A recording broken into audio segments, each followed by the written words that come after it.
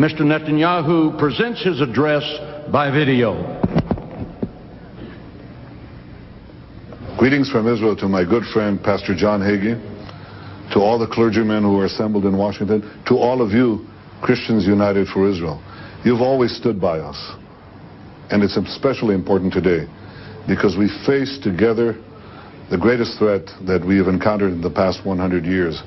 There have been enormous threats to our common civilization, well before the establishment of the State of Israel.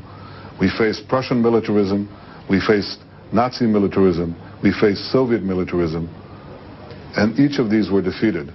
But now we face militant Islamic militarism, and it is very dangerous. It seeks to obliterate Israel, it says so openly, but we're merely the small Satan. They say, quite openly I have to say, that they intend to get eventually to the great Satan, and that's the United States. Not everybody understands it. Europe doesn't understand that it's a middle-sized Satan. It doesn't understand that Iranian missiles that are now being developed are trained at European capitals. They already have the weapons to reach Israel. Europe will be the next target, and then the United States. They don't understand it, but you understand it. Many Americans understand it today. You first. You understood it first, and you stood by us first. I think that we have to join hands together because this is not something that will be easily overcome. It is true that militant Islam is centered in a number of states. Chief among them is Iran, which is seeking to develop nuclear weapons. That has to be stopped. It must be stopped, not only for the future of Israel, but for the sake of all mankind. That cannot be allowed to happen.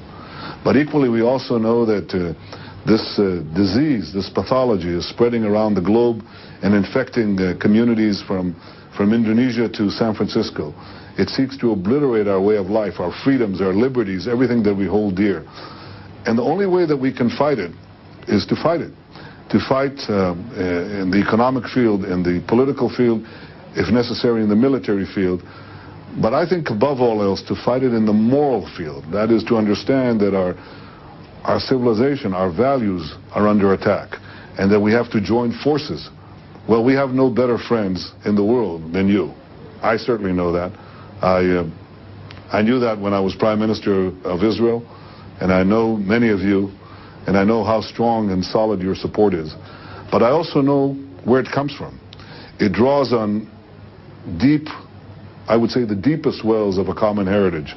It draws on the experience of Christian Zionists in the 19th century who preceded Jewish Zionism by 50 years. Clergymen went from the United States and from Britain to Israel, and they said, we want to see the return of the exiles to the Holy Land. We want to see biblical prophecy realized in our time. And this was the beginning. These people who came here to the Holy Land, who identified biblical sites, who uncovered archaeology with a zeal and enthusiasm that has been unmatched, these were the foundations of the rebirth of the Jewish state. And since the Jewish state, we knew, and I know, we can always count on you. And this common bond between us now stands as the pivotal axis which the Islamists are trying to attack and to break. They will not break us.